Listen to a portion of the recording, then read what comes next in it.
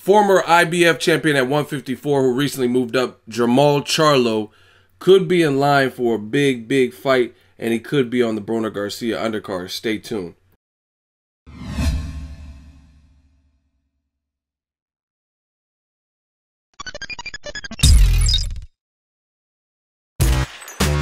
Boxingego here. If you like this video, make sure you hit the like button and also subscribe to the channel and hit the bell icon on the top of your screen to get notified when the latest new content drops.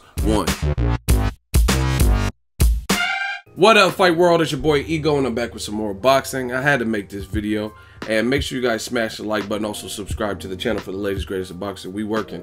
Now, Jermall Charlo, he handled business last December. He fought a mandatory in Julian J. Rock Williams, who has an upcoming fight. Shout out to him.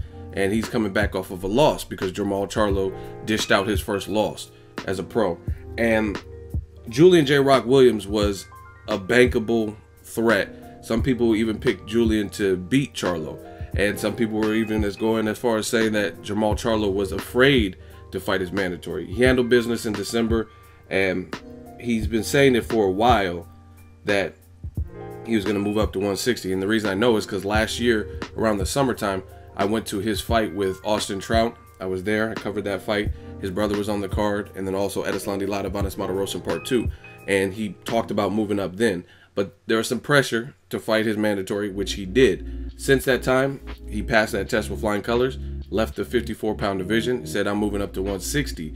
Now, based on his accomplishments, or however the inner workings of the WBC, they rated Jermall Charlo, gave him a generous rating, said, oh, okay, you know what I mean, this guy was formerly a champion, so he's in at number 2. They gave him the number 2 position for Golovkin, who is the WBC champion.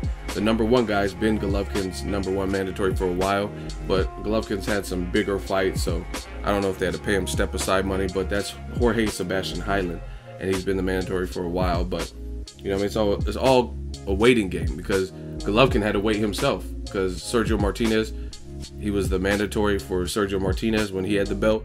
Then Cotto beat Sergio Martinez, and then Golovkin was the mandatory for Sergio Martinez, etc. Canelo, and then Canelo ended up vacating. So sometimes it's a waiting game. Errol Spence Jr. with the IBF, he had to wait a good minute to get his shot at Kell Brook, which he recently did that and passed it. But I like this news because, first of all, let me just tell you what you guys see in the title. Jermall Charlo and Jorge Sebastian Heiland of Argentina, they're currently negotiating and trying to put that fight on the Broner versus Mikey Garcia card, which is a good move. And Showtime is killing. Premier Boxing Champs is killing. They're killing for the simple fact is you're getting good fights like Adrian Broner versus Mikey Garcia. I'm definitely looking forward to it. They haven't named the venue, but then they're loading the cards with other names and other fights. And the reason I know is because I was covering a lot of them.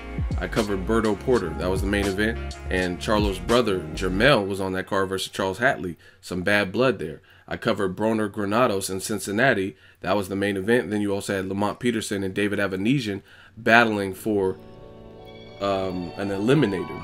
And then you also had Marcus Brown versus Thomas Top Dog Williams, more bad blood. So Showtime's getting it done. Premier Boxing Champs getting it done. The more names you can put on these cards, the better. And I heard they're also trying to put Luis Collazo versus Devin Alexander on this Broner Garcia card. So the more the merrier. As far as Charlo, I like him moving up to 160. He was at his brother's fight, so I seen him. He's a big dude. He's like 6 foot, 6'1".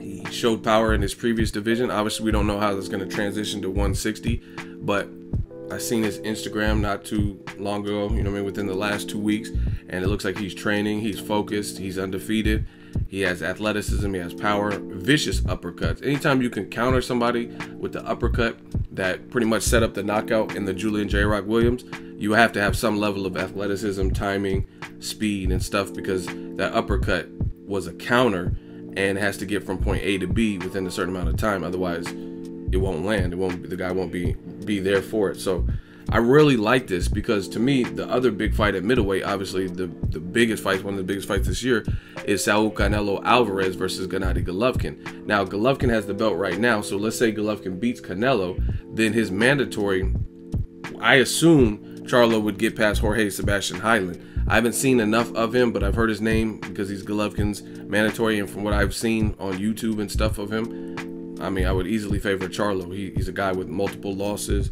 You know what I mean? He could be tough, but ultimately, I think Charlo would beat him. So I like that because, like I said, Charlo versus Canelo or Golovkin, to me, is a great future fight you can build. Now, I don't know the Charlo side. I don't know if they want to take some tune-ups before fighting a guy like Golovkin. I know they've called out Canelo in the past, but all I'm saying is I like this, and these are the types of fights that shape the division, and we get to see who's who and people working their way up the ranks. So, I mean, I really don't doubt that Charlo would fight Golovkin or Canelo. So, could be some good stuff after we get a Canelo-Golovkin fight winner, and ultimately, I'm looking forward to it. Let me know what you guys think. Where does Jermall Charlo fit at the 160-pound division?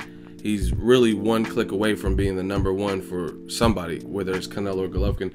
Only thing is, if Canelo beats Golovkin, I don't know if he's going to accept the WBC belt, because last time I checked, he was kind of beefing with the WBC. So that could screw things up if Canelo wins and beats Golovkin and doesn't accept the belt. Because if you don't accept the belt, then you don't have a #1 mandatory challenger. You would just have to defend the other belts that you collect off Golovkin. And I don't know where Charlo is ranked.